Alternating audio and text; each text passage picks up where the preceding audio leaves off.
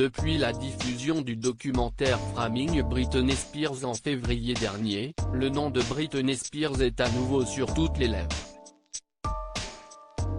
Jugée incapable de gérer sa propre carrière et mise sous la tutelle de son père il y a 13 ans, la chanteuse a longtemps gardé le silence sur la question avant de dire ouvertement qu'elle voulait reprendre le contrôle de sa vie. Le 23 juin, elle s'est exprimée devant le tribunal de Los Angeles pour demander la fin de cette mise sous tutelle. « Je ne l'ai jamais dit ouvertement, je n'ai jamais pensé que quelqu'un me croirait. Je ne mens pas. Je veux juste retrouver ma vie. Cela fait 13 ans, et ça suffit.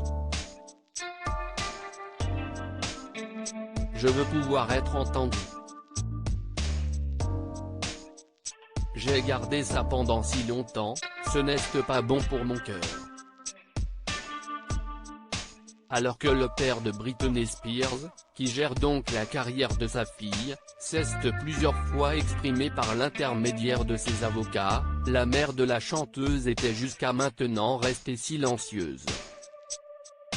Interrogé par les journalistes du New Yorker Ronan Farrow et Gia Tolentino, auteurs d'une enquête de grande ampleur sur Britney Spears, Lynn Spears a dans un premier temps refusé de répondre aux questions et a confié que si un autre membre de la famille la trouvait en train de téléphoner à des journalistes, elle devrait raccrocher brutalement. Elle a ensuite expliqué son sentiment vis-à-vis de la situation dans laquelle se trouve sa fille. « J'ai des sentiments mitigés à propos de tout ça. Je ne sais pas quoi en penser. Si est beaucoup de peine pour moi, beaucoup d'inquiétude. » Britney Spears, pourquoi a-t-elle appelé les secours la veille de son audience ?